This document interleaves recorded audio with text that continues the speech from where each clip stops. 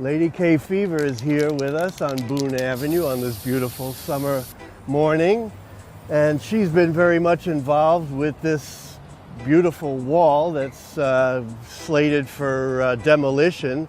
Tell us about your what's going on here. What's your experience with this neighborhood, and how did we come to be here today? So the first time that I got called to come, it was for Meetings of Style. I think in 2007 or 2008. But it was on the other side, so I came and there was hundreds of writers. And then I got to paint the wall across the street. So once a year I come down to this neighborhood, once or twice, and I'm invited. This time, this is Cope's wall, and so Cope has invited me to come paint it. I never know what to expect. I get the phone call the day before. I don't know who is painting, and it ends up, so when we come, it becomes this whole idea of making it kind of work with everybody else on this wall. So you're able to envision how the different artists will fit together and then just, sort of spontaneously work it out, or? Yeah, no, because with, I don't know, with Cope, I guess he likes spontaneity. Sometimes he definitely does make plans, but I think he envisions when we come, he doesn't necessarily always know where we're going to go, but he kind of curates where we fit in. So when I came, we looked all over the wall, and he was like up here, and I'm very thankful that he put me with CERN, who was a big part. Like, this wall came from, originally the Meetings of Style was in Brooklyn, and it was brought to the Bronx, which really made this neighborhood, I guess, with street art come up. So how long ago was it? This was like after my Meetings of Style started in 2004 in New York, and then 2007, 2008 it happened here, and then Cope's just kept it alive by having people come and paint.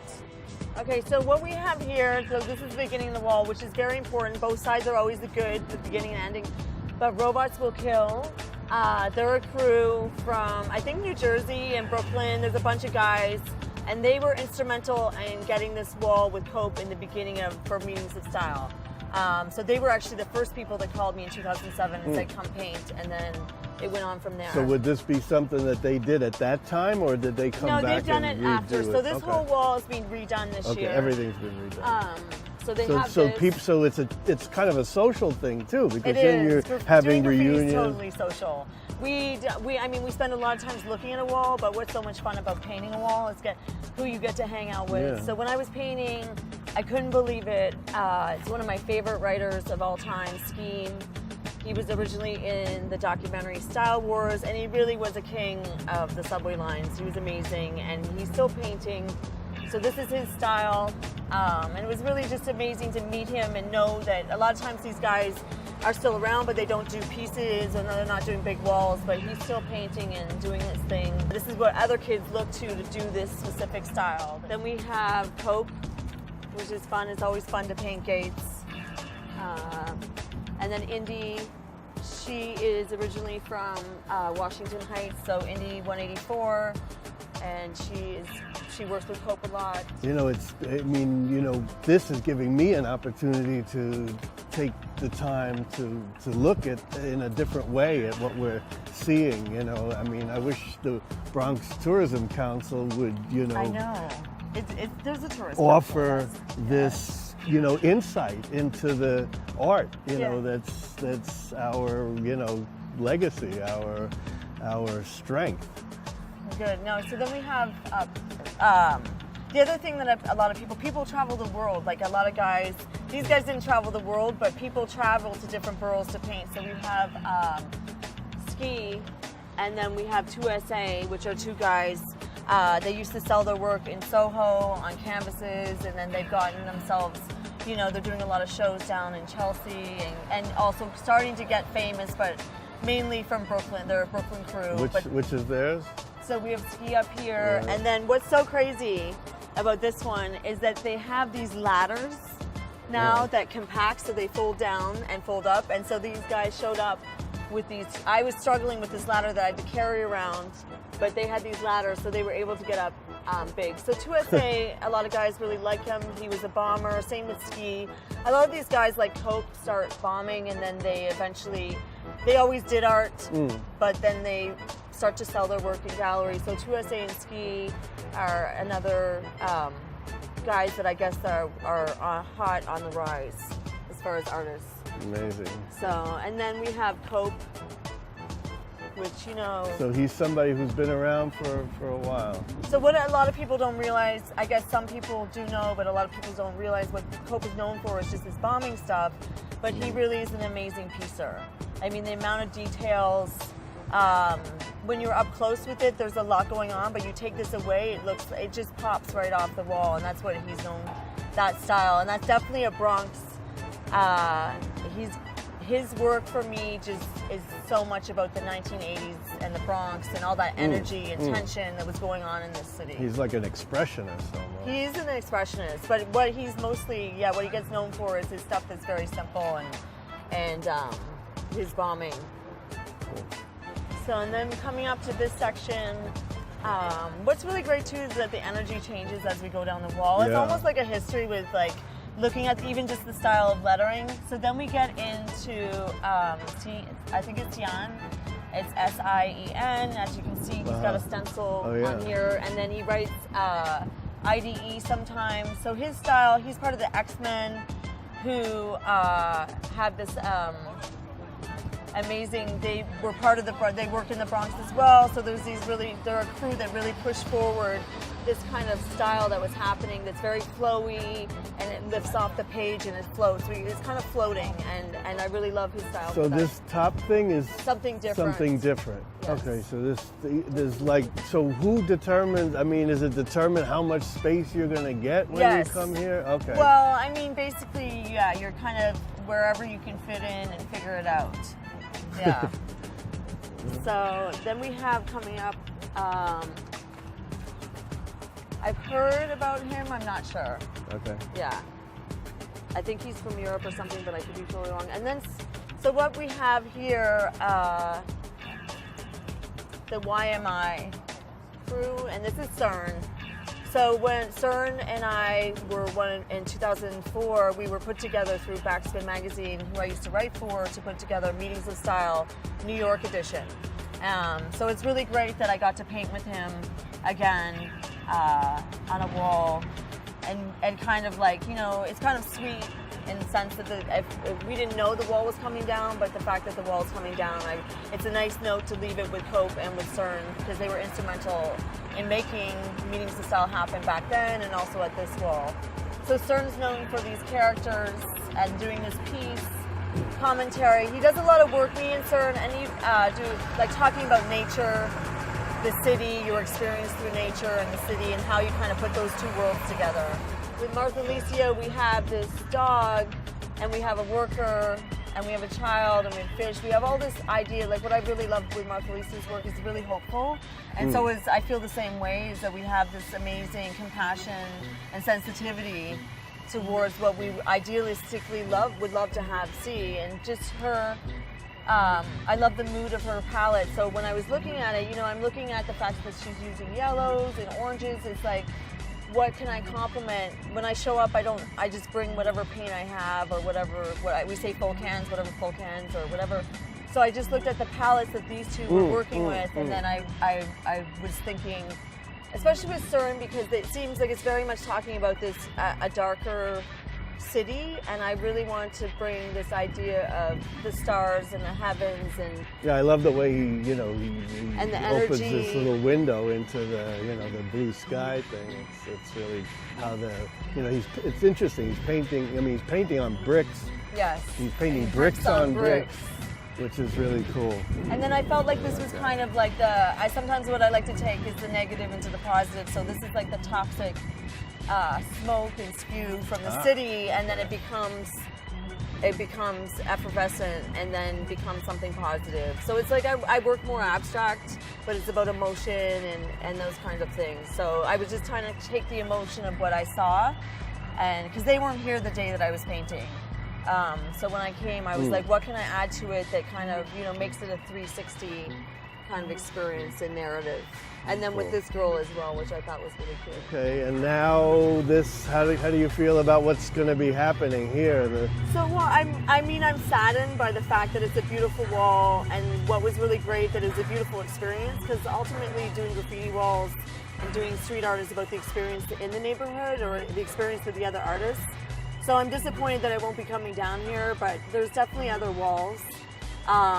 It would be great. I know that there's some preservation happening with the wall, but it would be great if there was a way to, you know, actually take this physical wall opposed to it coming down and moving the wall somewhere. No, I think with that is that I think what's happening with, you know, you having this on your show and other people documenting it and talking about it who are not in the graffiti world or the street art world, I think it really brings unfortunately it's going to have to come from the outside to make it realize how important, how, you know, if this was just a blank wall, if this wall over here was just a blank wall, who really wants to walk down this neighborhood? It's not exactly friendly when there's not art on the wall. Art means that there's some sort of love in the neighborhood. And in the time that I was just, you know, several days that I was here painting, I mean, there were people having, you know, family gatherings in front of the wall with, you know, just people coming in vans and just jumping out and having their picture taken in front of the wall. It's a destination. It's become a destination in that way. These areas that are kind of abandoned and industrial, and you're talking about that, they allow artists. A lot of times as an artist, I get hired to do jobs, but I'm forced to do something.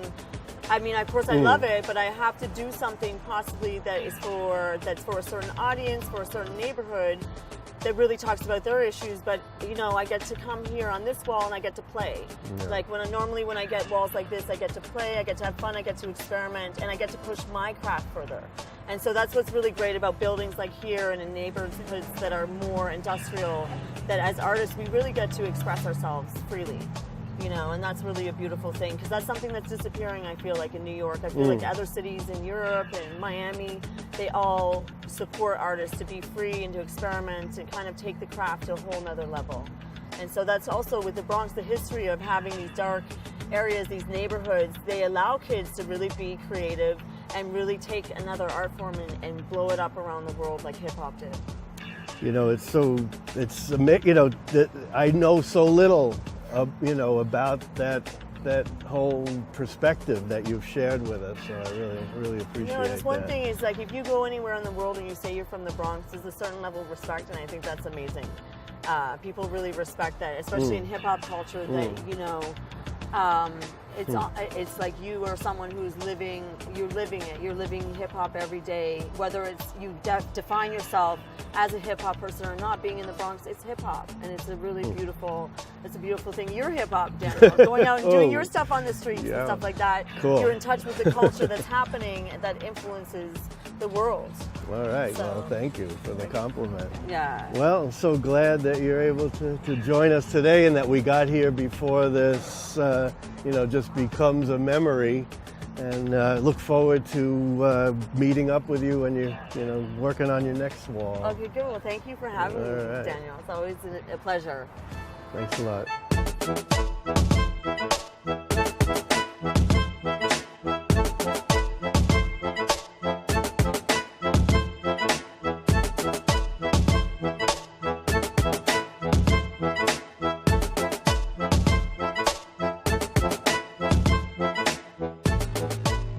So Valerie Larco is here with this beautiful day on Boone Avenue, and Valerie, you've spent quite a bit of time right on this very street. So tell me about what brought you here and what the experience has been. Well, I started painting here, I guess it was in February of 2012. I actually started on the other street, right on the other side of this building, on West Farms Road. And I was just doing a little painting, and when I was standing out there, I met this man named Guillermo Gonzalez. And he was smoking a cigar, and he comes over to me and he goes, "What are you doing?" And I go, "I'm painting." Everybody always wants to know what you're doing. And then he goes, "Well, I'm the president of Ferris Meyer. That's the meatpacking plant building that is covered from head to toe in graffiti." And he said, "Well, I'm moving my company. I'm getting pushed out of the Bronx. They don't want manufacturing in this area anymore. And I'm going to move my business to Florida." But he said, and that was like 2 years ago, he goes, "Well, for over 10 years, I have been encouraging the graffiti artists to use my building as their canvas." And so he would get them permits, he would have them tell him what he was going to do. So in a lot of ways, this gorgeous building on Boone Street is his brainchild. He was the one who had the vision. I actually think of him as a visionary. He wasn't just a businessman, you know, selling hot dogs and sandwich meats. He thought that his building would be even more interesting if the local artists used it to express their creativity. So you were just here because you wanted you didn't know the graffiti artist at that time? No, I didn't know anything. What attracted me originally to the building was just that it was pink. If you go to the other side of the building, it's all pink. The graffiti hasn't totally covered the pink building. And I'm like, I could see it from another site where I was painting, you know, just a couple of blocks away. And I'm like, I should go check out that pink building. That looks cool. So I came over to the pink building, and then when I got closer, I'm like, this really is a cool building. So like I said, I set up with my first small, it was only a 16 by 20 inch canvas, and I started hanging out. I met Guillermo, and when he said the building's going to be knocked down to put in housing and stuff, I said, oh, that's going to be a real shame. I should really try and capture some of this. So he knew that at the very couple of years ago? Yeah, by that point the developers had already purchased the building, and when I met him, he was in the process of moving his company out. Do you think that the graffiti artists have been aware of that all this time? No, you know what? It's funny. I don't think they did know, because because I'm out on the street for so many hours. I mean, I'm back here day after day. I've spent more time on Boone Avenue and West Farms Avenue probably than any of the graffiti artists, because it takes me so long to do a painting. Painting takes me anywhere from, 3-4 weeks up to 2-3 months. So I've been here a lot over the course of that time. So I get a lot more information. I met the president who first started the graffiti on the building. I met the developer who has since purchased the building and is going to turn it into housing. He's not, open to a conversation about... Actually, his name is Robert Frost, and I actually think he really likes the art. He is definitely not anti-art, but his project has doesn't necessarily incorporate... But I think we might need to have a conversation with him and maybe encourage that there should be a wall. In a perfect world, after the housing and the neighborhood is all changed, it would be really nice if there was a wall like this still in existence, somewhere incorporated into the new development. Because the other side of this, besides the graffiti artists, I call the building a living museum of graffiti artists, because it's always changing, it's always evolving. Besides that is all the people who come to the wall. This building attracts people from all over the world. I've met artists from Japan, I've met tourists from France, I've met photographers, and they all use this building. I've met musicians, fashion shoots, models. Everybody uses this building as a backdrop for their creativity. So it would be nice, as I said, in a perfect world, if some piece of this could still exist. This is one of the most fascinating places I have ever painted. And that's because of the musicians. That's because of the people who film their art form in front of the building. There is never a dull moment in this neighborhood. And that's the kind of the important thing or the creative thing that's going to be lost when the building is knocked down next week. And I imagine, because I'm also a person who works out on the street, that the energy that you're talking about, the others being inspired by this, scene, permeates your vibe, your feeling, and the work that you create in response to it. I think my work is probably much better because I do work on location and I do feed off the energy in the neighborhood, and I can always see new things. I mean, happy accidents happen, something might change, something might develop, and I can incorporate that. It's a much more enjoyable and fun experience for me to be out on the street. I think that it would just be boring if I took a photograph and went back into the studio. The other important aspect of what I do is I like to know the history. I'm a bit of a urban, archaeologist. I want to know about the history. I want to know about the people in the neighborhood. I want to find out more about the place. And I think all that information, all that energy, as you put it, ultimately makes my paintings better. And like I said, I didn't know that I'd be spending 2.5 years here, but it's been such a fascinating place that I just kept returning. Even this year I said, I'm not doing anything there. And then I came and I'm like, oh my God, there's all new murals. Well, maybe I could just do a few small ones before they knock the building down. This building is addictive. Yeah, well, I had no idea when I asked you a couple of months ago if I could come, paint with you out someplace, that place would be, you know, so loaded with such a rich story and a rich history. Yeah, I mean, absolutely. the history of this building is really fascinating too. Not only have I met the president of the current president of Ferris Stollmeyer, I also talked to the daughter of the president who was president of the building in the 1960s. Then was Eli Hockman, and his daughter Marilyn told me that her father is the one who painted the building pink. And then his son, Guillermo, became president after him, and he's the one who encouraged the graffiti. But the pink building was such a natural backdrop. And she said the reason her father painted it pink was he was actually a Holocaust survivor. There's a fascinating history to this building and to the people who made this building ultimately what it was. And when he came here and he bought the business and he started trying to make a real go of it, pink was the cheapest paint when he went to the hardware store, and they had a lot of it. And it was on sale, so he bought it. He painted the entire building. You know, there's a building that shouts at you. It does not whisper. It draws you in.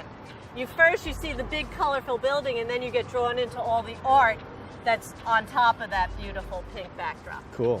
It is really cool. All right. Well, thanks for sharing, you know, that, you know, history. We have such rich stories here in the Bronx. So, Valerie, you know, as we're talking, the sun is starting to cook us here, and I know that you work in all weather. All kinds of weather. You too. I tell you, outdoor landscape painters are a hardy lot. You got to be to put up with all the elements, including this rather brilliant sunshine today here. Valerie! Beatrice! How are you? Good. Wow. Whoa! Made with Italian extra virgin olive oil. Oh my! This how- is I Sicily. like it. We thought you just Aida. Hi, Helping sweetie. us. Sicily. Great. We thought you descended from the heavens. Yes. There we go. Help me.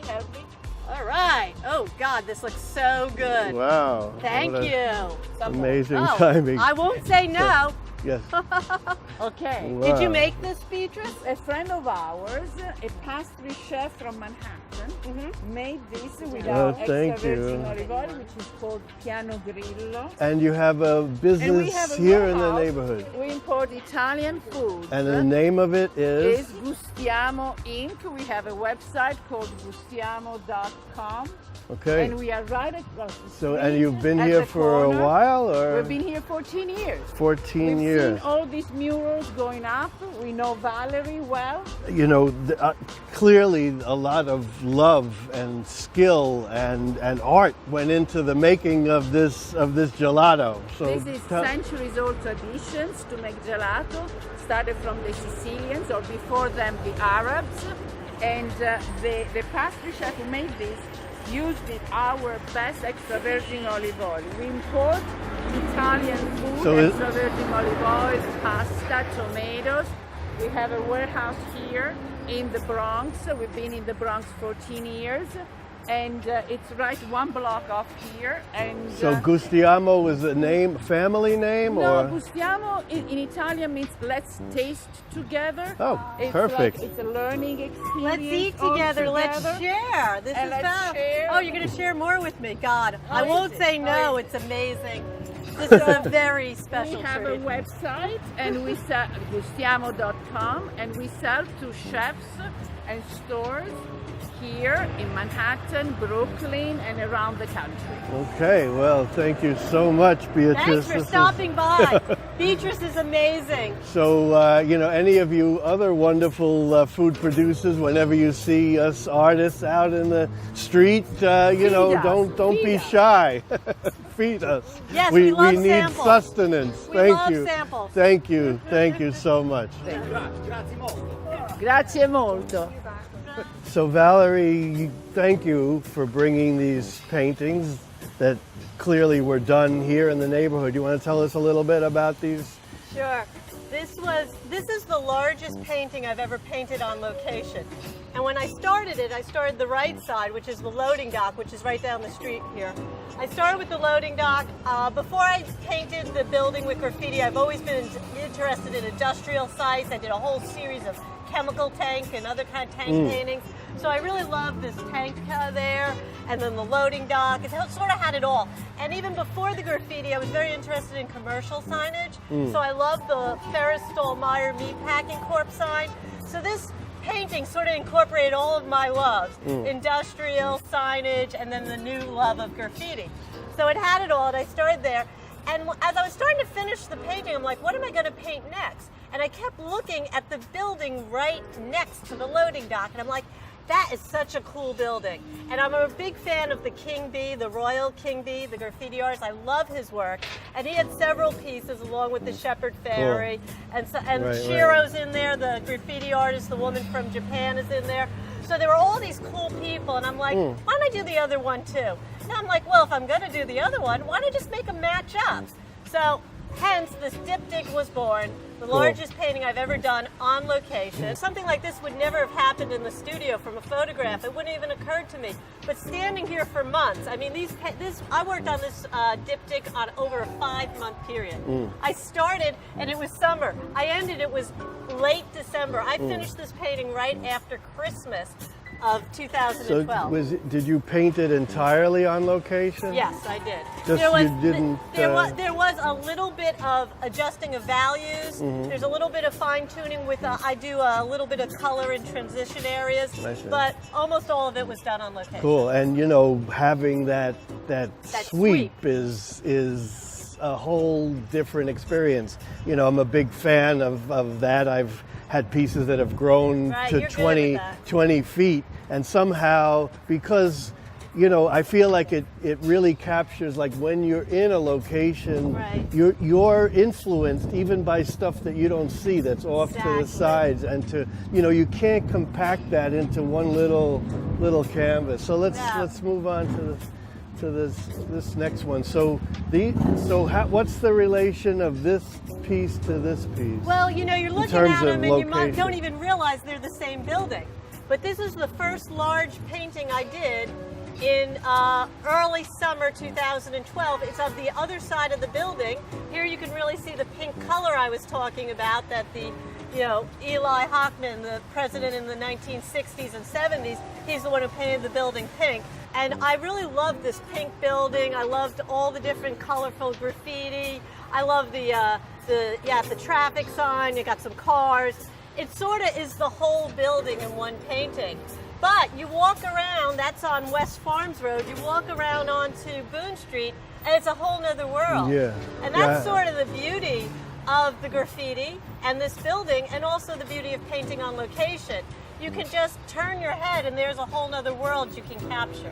And so I was so glad when we had this conversation a couple of months ago, and I asked if I could come paint in wherever you're setting up, and so it opened up my world to what's happening in this location. And of course, I found what was interesting was a painter on the street of the Bronx. This is, I've painted a lot of subjects over the years, but I never had the opportunity to paint another painter on the street because, as you know, there aren't, we're a rare breed. We are a rare breed. You got me painting the painting with Lady K Fever in it, so that's kind of a painting within a painting circle, within a painting. And I really I want to dispel the notion of these competitive artists who are just like all vying for the same bit of limelight or something. That's really a bunch of nonsense. It's so much more fulfilling to collaborate and to interact and to get inspiration from your fellow artists. So oh yeah, it was fun to have you out here.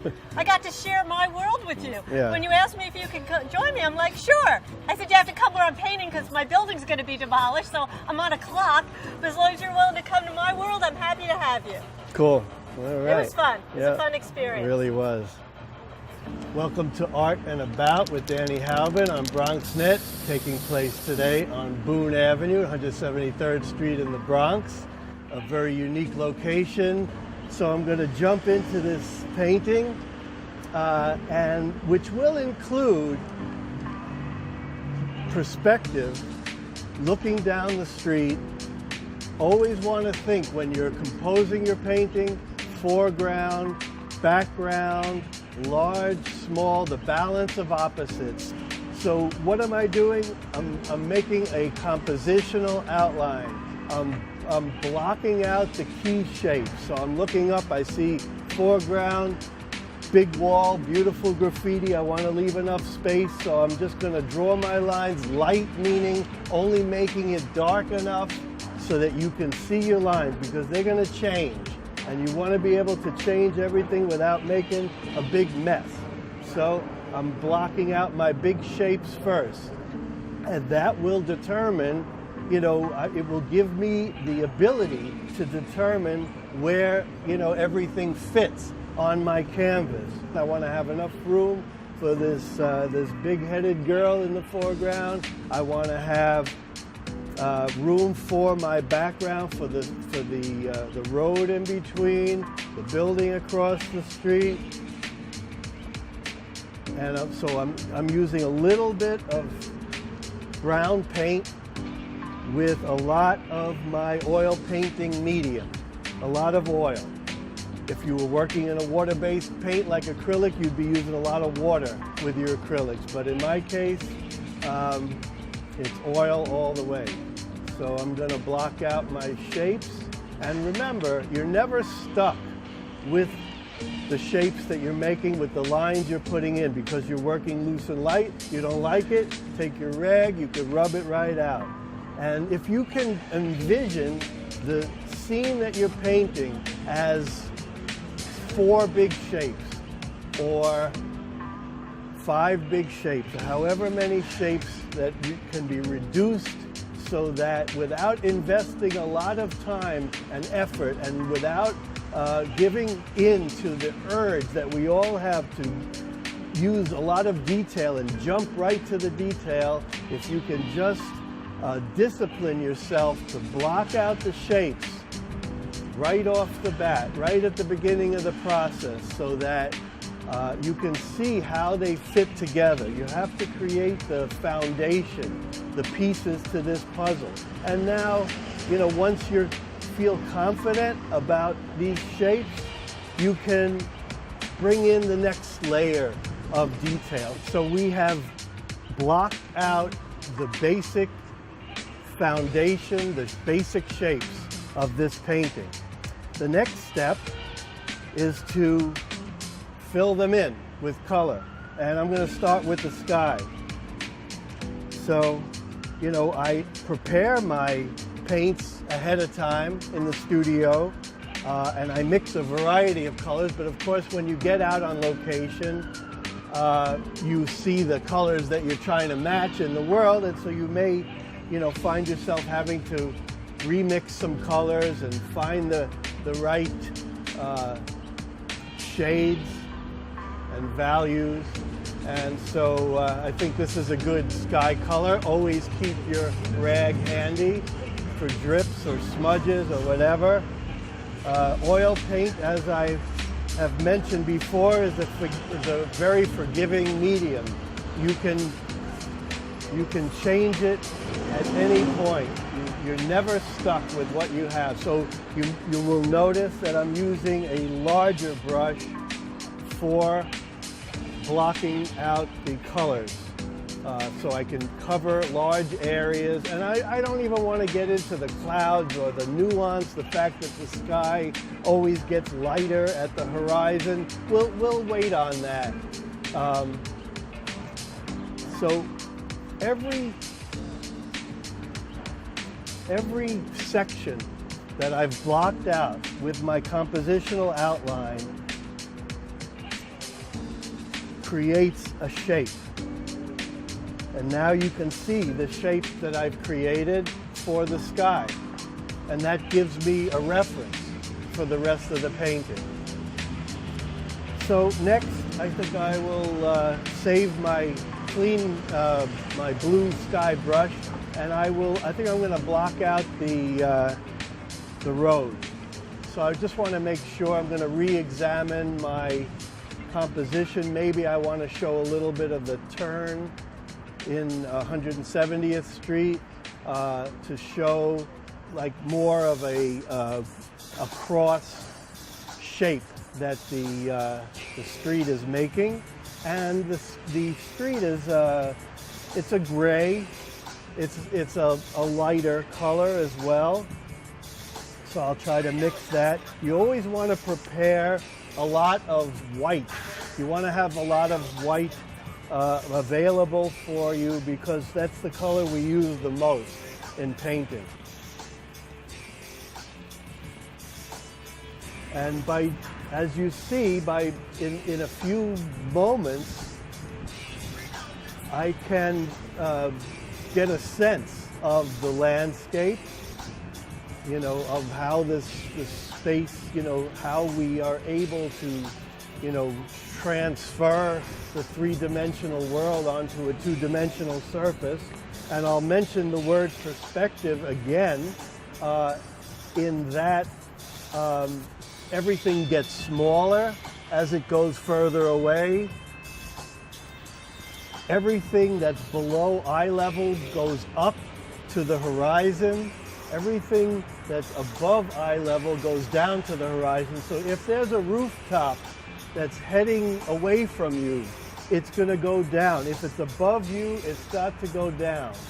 If the point where the building meets the sidewalk is below you, because your feet are, if your feet had eyes, that would be eye level, but your feet don't, in most cases, your feet don't have eyes. So my eyes, your feet are below, so this angle has to go up to the horizon. So just, there are a lot of details in this building, but what I don't want to get involved with them, but I want to see maybe this area in the distance is a lighter color, foreground is a darker color. So I'm just going to now that I have more or less blocked out my sky, my street, I'm going to block out my buildings.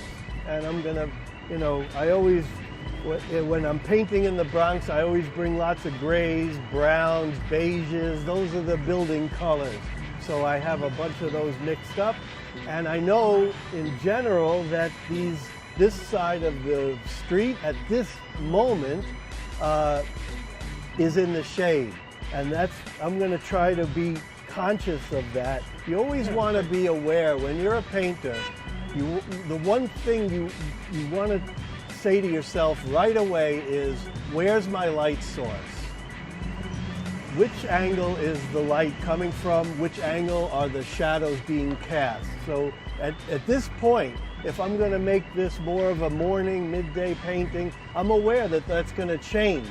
But if I decide that this is the way I want it to be, then I'm going to darken this face of the buildings. And even though this side has graffiti, I'm going to just slightly darken it so I can see my size and shape relationships to each other.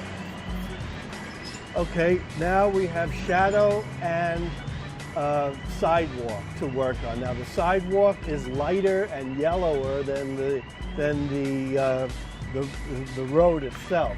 So I'm going to mix a couple of my lighter colors.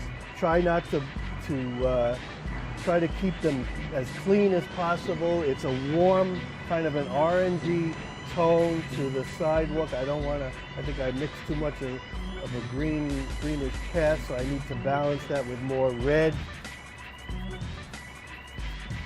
Everything becomes a pattern, and everything, you have to think of the total scene, the total story, not pieces. You don't want to get fixated on one area, and then when you start to put other things, you realize later in the process, after you've invested all kinds of time and energy, then you realize, oh, I really should have made that smaller, or I really should have made that, less obvious, or I should have positioned it further over to the side. You don't want to have to get to that point where then you have to take your rag, undo all this work that you invested.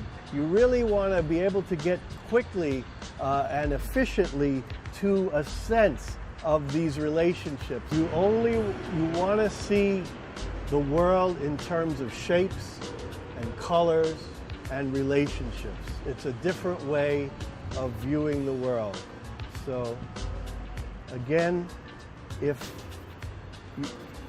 dealing with perspective, if you're looking at an angle, if anything above you is going to go down to the horizon, everything below you is going to go up, and they're going to meet. In this case, I'm dealing with 1 point, it's called 1 point perspective. All of these angles are going to meet somewhere in the distance. That's what's called the vanishing point. And at that vanishing point, you can calculate where all your angles go. So if you had a window here, it would be along that line. Here's your angle for your street. And if you curve it around like this, here you can see that angle. You can see this angle. Okay, so I'm continuing to block out my shapes. So that I see that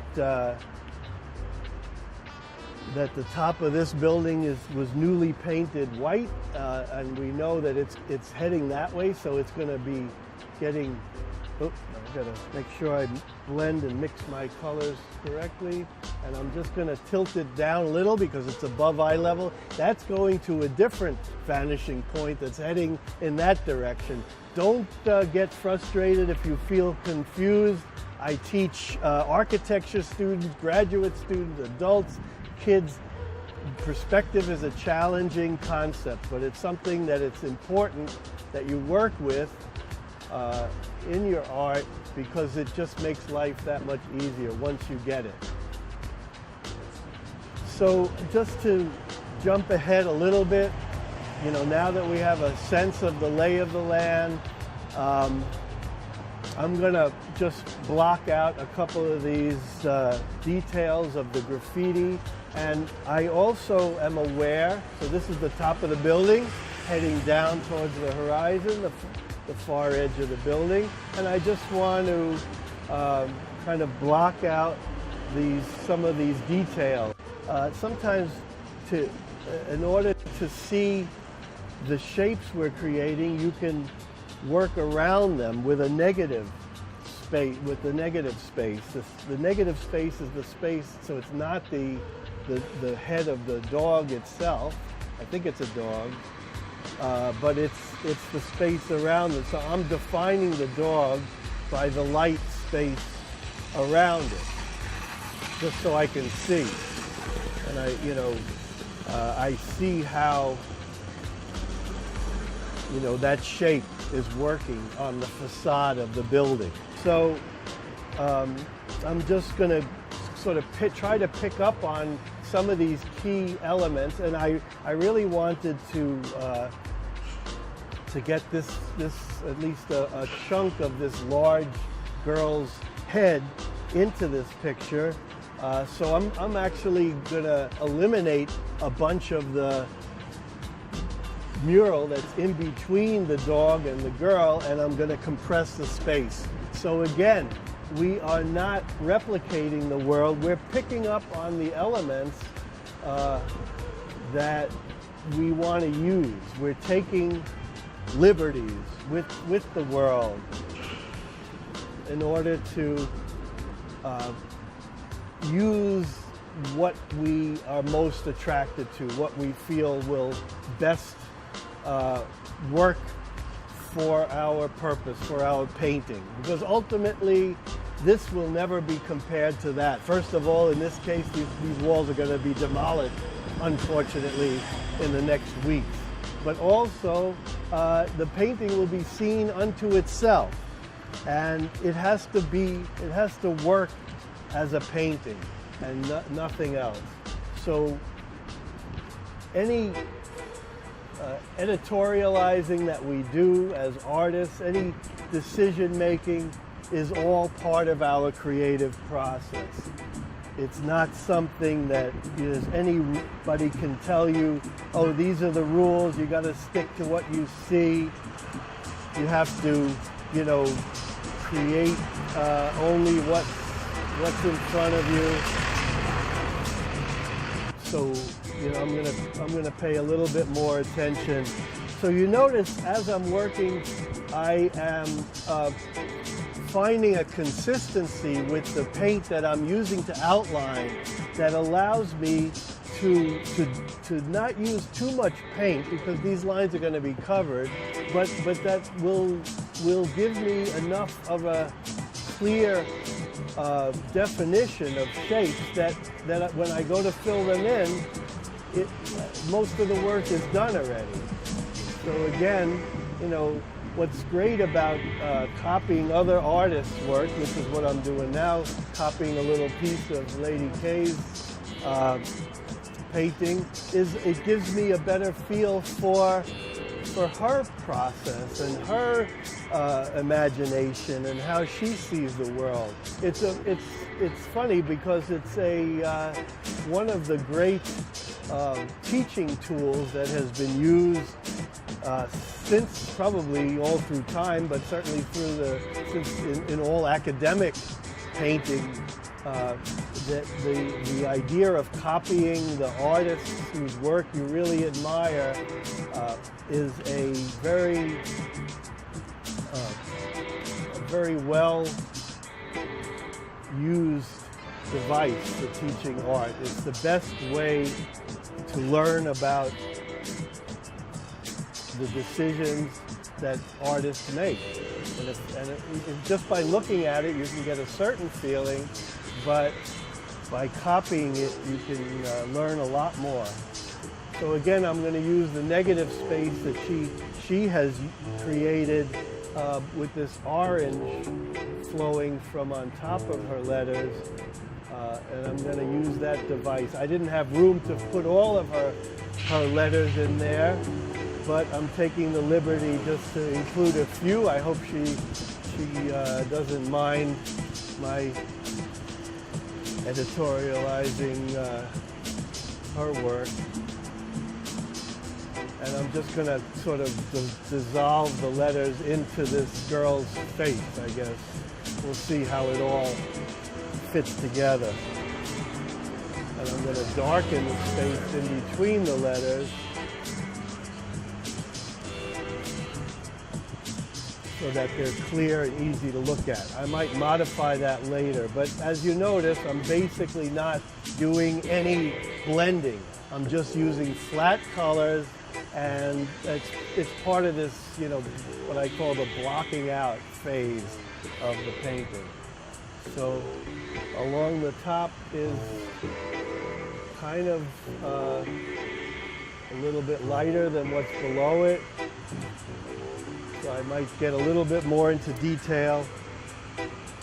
You know, for you detail lovers, which a lot of artists are, you just have to be patient, because you are creating the stage for the point when you can, you know, get out the 000 brushes and put in all the little details that you want.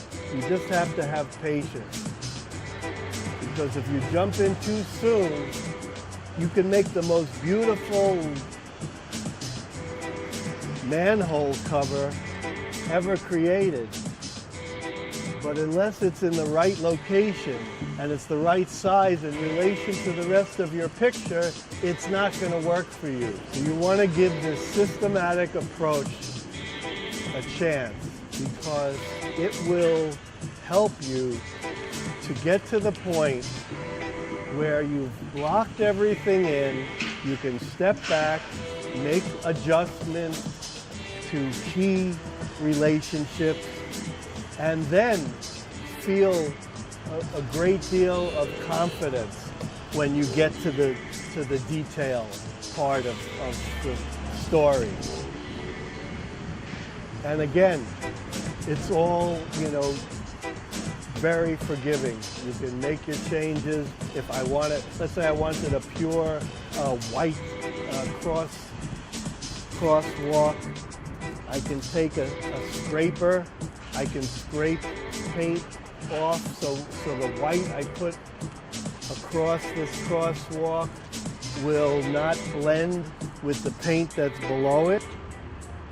If we want to add white or a light color over a dark color. This is one of my secrets I carry. This is actually an etching scraper, but a dull knife. Any kind of, try different tools that you can use to remove paint in small areas so that you can keep your colors clean. So I see now that the front of this building, the light is hitting it, whereas it's the same color, but this is in shadow, this is in light. When something's in shadow, it's a little cooler tone. When it's in the light, it's a little warmer. Maybe I want to put in my window in this building first, just so I can put the bricks around it. I'll start with that. And again, you know, if you get into the scraper as a tool, that can help you. So I don't have to work around these lines. I can work with them. I can, you know, easily lay in my light areas against my dark without getting muddy and distorted. So there's a lot of control, there's a lot of calculation, and there's a lot of patience that's involved with painting. It's calculating where things are going to be in relation to each other, finding a balance of lights and darks, cool and warm tones, not jumping to detail. And it turns out that if your shapes are beautiful and your colors are beautiful, often you don't need so much detail. You know, people tend to bury a bad drawing or an ill-conceived composition in detail, in excess detail, excess color, excess flash and pizzazz. But you know, if you're conscious about the steps that you're using to create these paintings, and you do it systematically like this, you don't have to use those crutches. You can create beautiful paintings, and you'll be surprised, you know, how it will begin to flow. So it's like a jigsaw puzzle at this point. It's colors that define shapes that work together to make a pattern, you know, and then you don't want it too busy, but you don't want it too simple. And these are the aesthetic decisions. These are the artistic decisions that we all, us artists, are always making. How much detail? How refined? How small a brush do I want to use?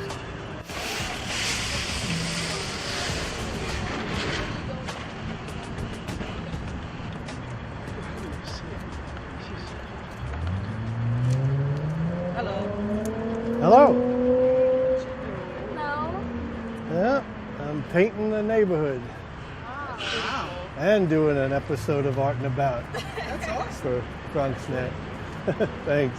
That's coming out really nice. Thanks. But you're all Bronx people? Born and raised. Okay. So how long has this Dignity University been here? Dignity Universal, we started 1.5 years ago. And it was 3 of us, myself, Michelle, and Rosemary, got together. And we really wanted to give back to the Bronx. We had a loyalty to the Bronx. You know, growing up as a kid, we saw a lot of things happen, you know, with drugs and domestic violence. Sure. But at the same time, there's like a real beauty to the Bronx. And I feel like, you know, for us, there was so much that we got from growing up here that we had this need to really give back. So we started Dignity about 1.5 years ago.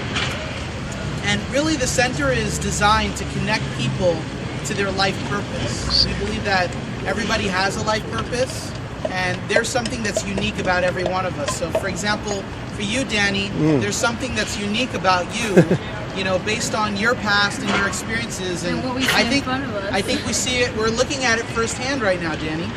And it's what you get to contribute and bring forth. So just like you're contributing in your way, Oscar and all these amazing kids and ourselves as adults, we get to contribute in our way and really, you know, transform the conversation about the Bronx and get people to really value, you know, what we have over here. I'm very fortunate myself, you know, that somehow early in my life I tuned into art, and it was something that really, you know,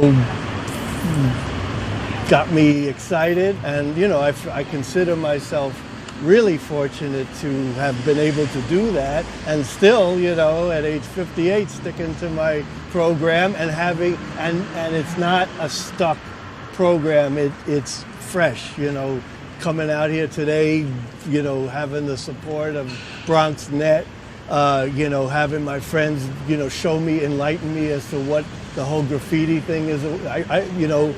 But Lady K today, she called me, she said I was a hip hop dude. So that you know, that means a lot to me, you know, and I really appreciate it. So how many interns are you working with here? We have about 60 interns from about 6 different providers: Children's Aid Society, Aspira, Catholic Charities, just to name a few. And, you know, they're just really great kids. Each of them with their own uniqueness, their own dreams. You know, we're going to do a TV show with Bronx. We're really excited about that. You know, getting our kids to. So it's going to be an ongoing program? An ongoing thing, and, you know, really get all of us to fabulous. Really have that freedom of self-expression and be able to exercise our voice. Speaking into like everyone having their uniqueness, I would love for her to show you what she drew today. Wow, today? Yes. We Cool. have an artist. Cool. She drew a character for each one of the founders. So this is JD, and you see how his mouth is open because he's like always hi and talking. And then this is me, peace and love, floating, and this is Rosemary just transcending and flying. Wow. And I think she did a great job in capturing Congratulations. So keep up the good work. Danny, do you mind are you open to a process that we could do with you that I do with our kids? Okay. All right, maybe. So I'm going to ask you to close your eyes. Okay. Take a deep breath in. Let it go with a sigh. Take another deep breath in. What do you want to be remembered for when this is all over? How do I want to? I want to be remembered as someone who brought the tradition of painting to this 21st century, you know, new world that we live in. To carry a tradition, but celebrating the present. Okay, all right, so thank you. And thank you, BronxNet, and thank you everyone for tuning in to another episode of Art and About with Danny Haubin on BronxNet. And stay tuned for the next episode, which is guaranteed to be exciting. Bye.